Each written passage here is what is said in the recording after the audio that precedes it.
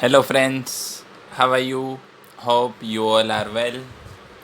Let's start the subject Maths of Standard 7th.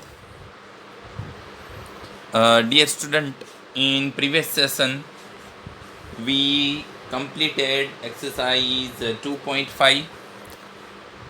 Now turn on the page number 51. Okay, here we have to given the one rules for the multiplication, in which we do the multiplication with decimal. That means in the numbers which are given in points. When a decimal number is multiplied, decimal number यानी point वाले number को जब हम multiply करते हैं 10, 100 और 1000, the digit in the product means multiplication, the digit in product are same as in the decimal number, but the decimal point in the product is shifted to the right by as many of places as there are zeros over ones. Okay, इसका मतलब क्या हुआ dear student? जब भी हम point वाले digit को 10, 100 या 1000 से मल्टीप्लाई करते हैं, पॉइंट वाले नंबर को जब भी हम 10, 100 या 1000 से मल्टीप्लाई करते हैं तो पॉइंट जहाँ पे भी रहेगा उतने डिजिट आगे आ जाएगा. कितना डिजिट? जितने ज़ीरो है. फॉर एग्जांपल 2.5 मल्टीप्लाई बाय 10 है, 10 में कितना ज़ीरो है? 1, तो पॉइंट एक डिजिट आगे आएगा. 2.5 मल्टीप्लाई 100 करेंगे तो 100 में कितने ज़ीरो है? 2, तो पॉइंट 2 डिजिट आगे आएगा. ओके, चलो हम एक्सरसाइज के सम्स करते हैं तो हमें ज़्यादा पता चलेगा.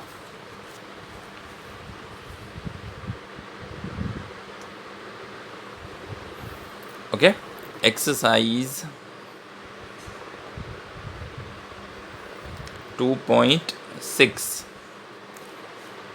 Page number 52. In that question first है फाइंड, हमें फाइंड करना है. उसमें first one 0.2 multiply by 6. Okay, 0.2 multiply 6. चलो ये हम करते हैं. इसमें 10, 100, 1000 कुछ नहीं है, तो ये हम जिस तरह से मल्टीप्लिकेशन करते हैं वो हम करेंगे. अब डियर स्टूडेंट, अब यहाँ पे 0.2 आप नीचे भी रख सकते हो, आप में से किसी को क्वेश्चन होगा, लेकिन वो हम ऊपर क्यों रख रहे हैं? क्योंकि यहाँ पे 1 डिजिट आएगा तो हमारे लिए मल्टीप्लिकेशन करना ईजी हो जाएगा. ओके, इसलिए चलो स्टार्ट करते हैं. 6 2 जा 12. अब डियर स्टूडेंट 6 और 2 का मल्टीप्लाई कर लिया. अब पॉइंट आ रहा है तो पॉइंट रख दो. ओके, यहाँ पे कैरी आया कोई बात नहीं, लेकिन पॉइंट का जहाँ पे भी प्लेस आता है वहाँ वहीं पे रख दो. ओके, 6 2 जा कर लिया, फिर पॉइंट है तो पॉइंट रख दो. 6 मल्टीप्लाई 0, 0 हो जाएगा. 1 का 1 एज इट इज़, तो हमें आंसर मिला 1.2. चलो दूसरे बाकी के some dear student as it is है, फिर भी हम दूसरा एक 6 1 कर लेते हैं. 211.02 मल्टीप्लाई बाय 4. 4 2 जा 8, 4 मल्टीप्लाई 0, 0. अब पॉइंट है तो पॉइंट यहीं पे लगा देना है साथ में. ओके, नाउ 4 1 जा 4, 4 1 जा 4, 4 2 जा 8, तो हमें आंसर मिल गया 844.08. ये स्टूडेंट सब समय से चलो और एक कर लेते हैं 7. डियर स्टूडेंट, यहाँ पे हमें दिया है 2 मल्टीप्लाई 0.86. ओके, तो हम इसको भी ऐसे ही कर सकते हैं. 0.86 मल्टीप्लाई 2. अब बोलोगे सर ऐसा क्यों? क्योंकि 0.86 हम नीचे रखेंगे तो हमें 3 डिजिट के जो रूल है, 3 डिजिट के मल्टीप्लाई करते हैं वो फॉलो करने पड़ेंगे. तो हम ऐसा भी कर सकते हैं. आप मुझे बताओ 2 7 जा कितना होता है? 14. 2 7 जा 14. अगर इसका मैं रिवर्स कर दूँ 7 2 जा 14. ओके, ये हमने प्रॉपर्टी पढ़ा, आगे देखा था. ओके, कि मल्टीप्लिकेशन में हम कोई भी नंबर की प्लेस चेंज करते हैं तो उसके आंसर में कोई डिफरेंस नहीं आता. सो 2 6 जा 12, 2 8 जा 16 + 1 17 पॉइंट आया तो पॉइंट यूज़ कर लो। 2 × 0 0 होगा, 1 का 1। आंसर क्या मिला? 1.72। ओके, तो बाकी के सम एज इट इज़ है, आपको प्रैक्टिस में करने हैं। Question number 2 find the area of rectangle. Okay, हमें रेक्टेंगल का एरिया फाइंड करना है। Whose length is 5.7 centimetre and breadth है उसकी 3 सेंटीमीटर। ओके, रेक्टेंगल शेप है, उसकी लेंथ हमारे पास है 5.7 सेंटीमीटर एंड उसकी ब्रीथ है 3 सेंटीमीटर। ओके, रेक्टेंगल शेप है, दैट मीन्स रेक्टेंगल की क्या प्रॉपर्टी है? उसकी ऑपोजिट साइड सेम होती है। ओके, लेंथ इसकी 5.7, ये 5.7 है तो ये भी 5.7। ब्रीथ इसकी 3 सेंटीमीटर तो ये भी 3 सेंटीमीटर। ओके, अब इसका हमें क्या फाइंड करना है? इसका हमें एरिया फाइंड करना है। ओके, तो रेक्टेंगल का एरिया, उसका फॉर्मूला क्या हो जाएगा? Area of rectangle equals to उसकी लेंथ मल्टीप्लाई ब्रेथ, दोनों का मल्टीप्लिकेशन करना है।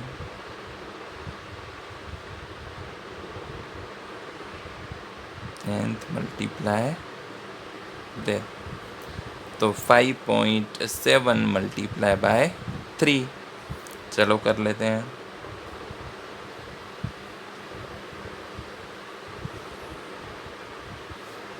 3 7 जा 21 पॉइंट है तो पॉइंट, 3 5 जा 15 + 2 17। तो आंसर क्या मिला? 17.1 क्या centimetre.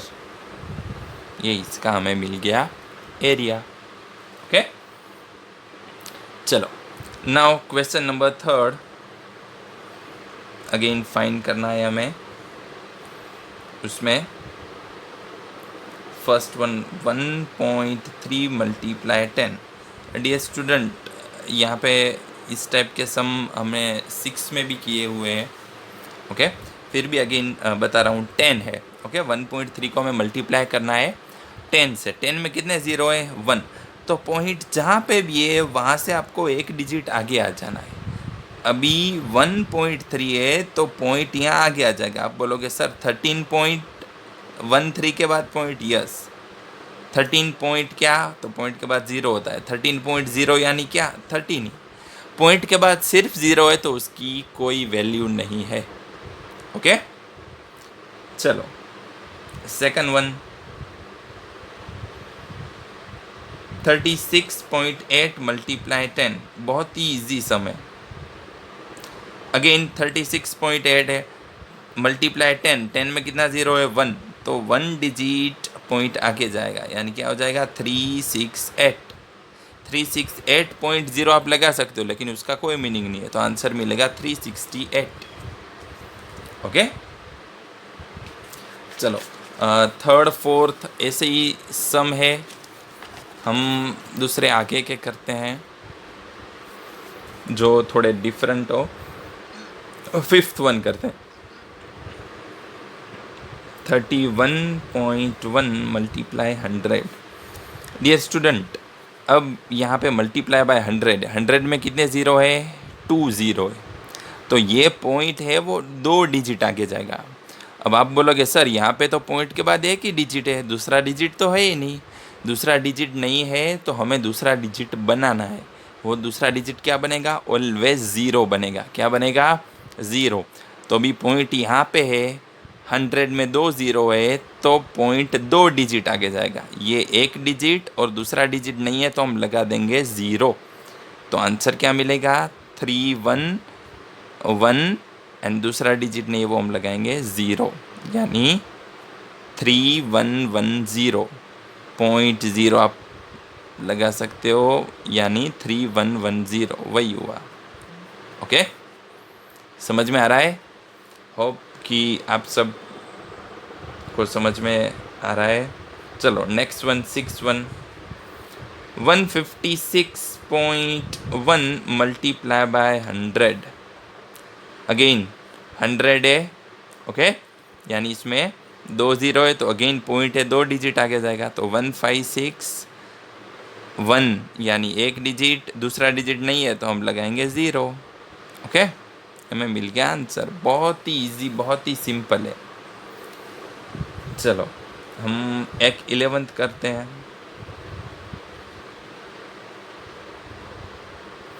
0.9 multiply by 100। Okay, again 100 है, उसमें कितने ज़ीरो आते हैं? 2, तो पॉइंट जहाँ पे भी है वहाँ से 2 डिजिट आगे आ जाएगा। ओके, तो 0 2 डिजिट आगे हमें जाना है, तो ये 1 डिजिट, दूसरा डिजिट कुछ नहीं है तो वो 0 लगा देंगे, तो क्या हो जाएगा? 090 यानी क्या? 90। ओके, कोई भी नंबर के आगे सिर्फ 0 है तो उसकी कोई वैल्यू नहीं होती, इसलिए आंसर मिला हमें 90। ओके।